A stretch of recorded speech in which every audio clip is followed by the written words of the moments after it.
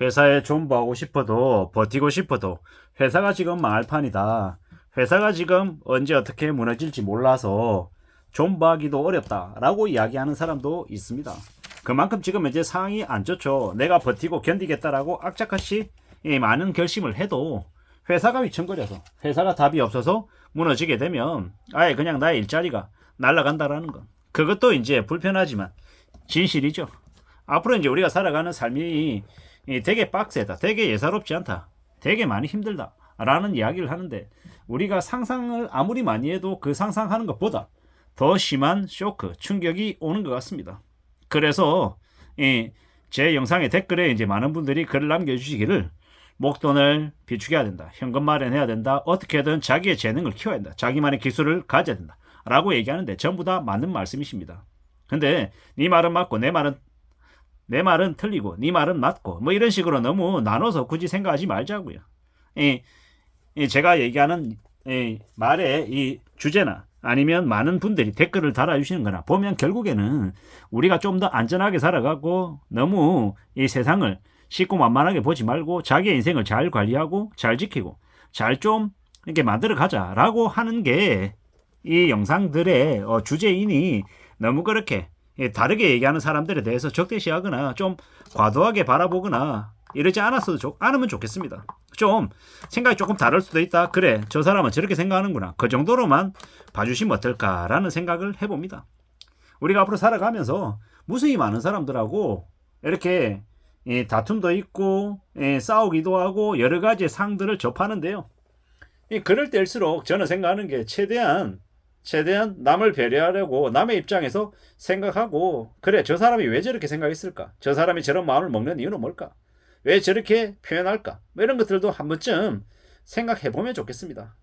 우리가 살아가면서 최대한 남들과 이렇게 잘 협력하고 잘 의논해서 이 많은 것들을 좀 같이 풀어나갔으면 좋겠다라는 겁니다. 누구나 다 내가 가지고 있지 못한 걸 다른 누군가가 가지고 있으면 갖고 싶기도 하고 샘나기도 하고 좀 부럽기도 합니다. 근데 그렇다고 해서 굳이 남의 것을 내가 가지려고 욕심부리고 이러는 건 좋은 모습이 아니다라고 생각합니다. 그런 마음을 가지면 나중에 결국 돌고 돌아서 자기가 자기 자신을 좀 더 이렇게 발목 잡는 일들이 생기지 않나라고 보는 겁니다. 우리가 살아가는 현실이 좀 빡빡하고 좀 어렵다라는 건 받아들이고 인정하고, 그러는 중에 내가 할 수 있는 게 뭘까, 내가 어떤 걸 좀 더 대비하고 준비하며 살아가는 게 좋을까, 여기에 좀 초점을 맞춰서 움직이면 좋겠다라고 생각합니다. 우리가 사는 삶들, 생활들, 모든 것들이 결코 수월하지 않죠.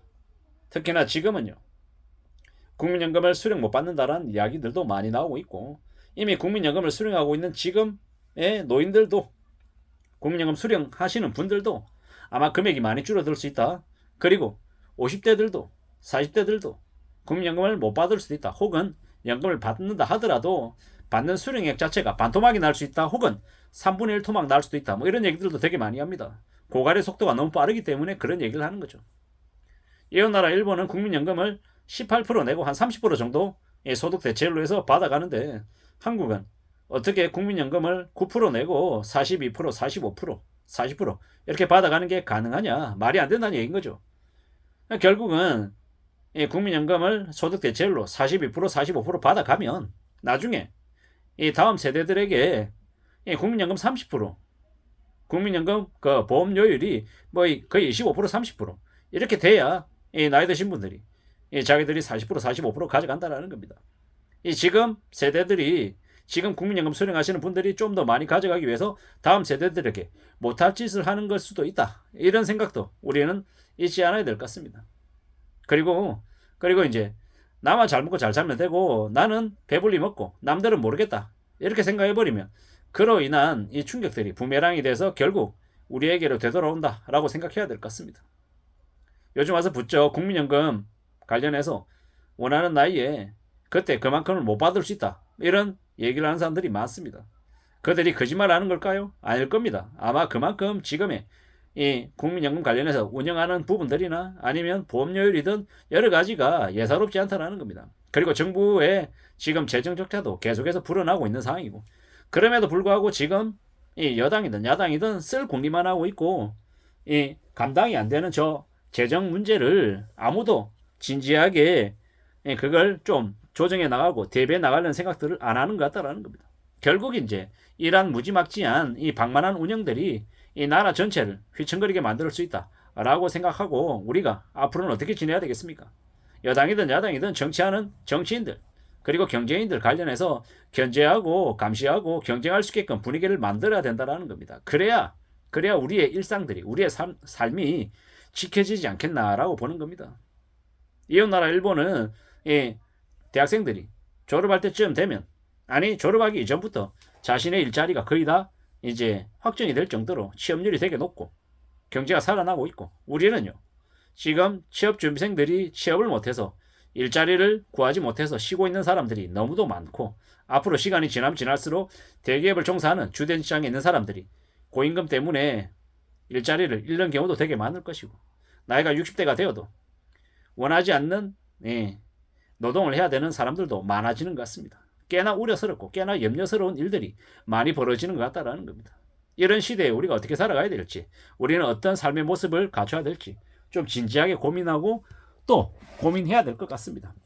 살아가는 우리의 삶이 아주 오랫동안 내가 지금 현재의 상황을 잘 좀 유지하고 지내면 좋겠습니다만은 언제 어느 때든 우리가 원하는 것과 다른 상황들이 펼쳐질 수 있다는 것 그걸 인정하고 살아가야 될 것 같습니다. 지금은 IMF 경제위기 때보다 상황이 더 좋지 못하다라고 얘기합니다. 워낙 언론에서 시시하고 티나지 않게 묻어나서 그런 거지. 지금 중견건설사들의 부도도 심각하고 우리가 잘 알고 있는 대기업 롯데그룹이 휘청거린다라고 얘기하고 꽤 안 좋은 일들이 계속 벌어지고 있다는 겁니다. 그럼에도 불구하고 지금의 정치권들은 지금 어떻게든 부동산 살리기, 부동산 떠받들기를 포기하지 않고 있다는 겁니다.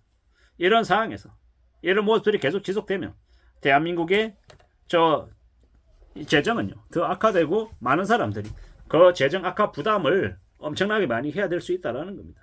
이런 우려스러운 상황들이 지금 현재 벌어지고 있다는 것. 그럼에도 불구하고 지금처럼 다들 흥청망청거리고 여유있게 지내다 보면요 나중에 되게 힘겨워질 수 있다는 겁니다. 우리는 최대한 우리에게 주어져 있는 경제 상황들 여러 가지의 모습들을 잘 고려하며 지내야 될 것 같습니다.